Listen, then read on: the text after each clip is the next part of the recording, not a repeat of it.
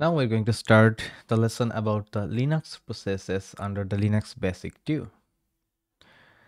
Objective of this lesson will be understand the process ID, then understand foreground and background processes, send a process to the background, then execute a background process in the foreground, then list running processes and kill a Linux process. So actually processটা কি? Process হচ্ছে an instance of a running program. We will see everything in practice. যে প্রসেসটা actually কি, but তার আগে আমরা একটু কনসেপ্টটা জেনে নেওয়ার ট্রাই করি। অ্যাকচুয়ালি এই কনসেপ্টগুলো খুবই খুবই অ্যাডভান্স লেভেলে অনেক কাজে লাগে। হ্যাঁ, আর বিগিনার লেভেলে আমরা যদি এই জিনিসটা একটু বুঝে নিতে পারি, it will help me a lot. Okay, that's why we are trying to learn in a structured way, what ever.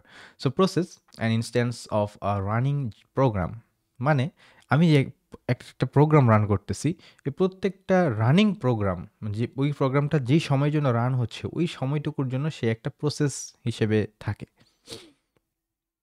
কিছু কমান্ড থাকে যেই কমান্ডগুলো রান হইতে অনেক সময় লাগে, সেগুলো লম্বা সময় ধরে একটা প্রসেস হিসেবে থাকে। বাট আমরা নরমাল যখন ls কমান্ড দিচ্ছি তখন কিন্তু খুব তাড়াতাড়ি আমরা আউটপুট পাচ্ছি, রাইট? বাট একটু তো সময় লাগতেছে ওই প্রোগ্রামটা রান হচ্ছে। ওই যে যতটুকু সময় রান হচ্ছে ওই সময়টুকুর জন্য সে একটা প্রসেস হিসেবে থাকতেছে। So every time a program is executed in the terminal, a new process is created. হ্যাঁ, প্রত্যেকবার যেই কমান্ডই রান করি না কেন একটা নতুন প্রসেস ক্রিয়েট হয়।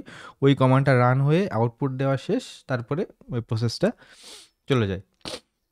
And the kernel assigns each process a process ID. প্রত্যেকটা প্রসেসের একটা process ID থাকে for identification and management.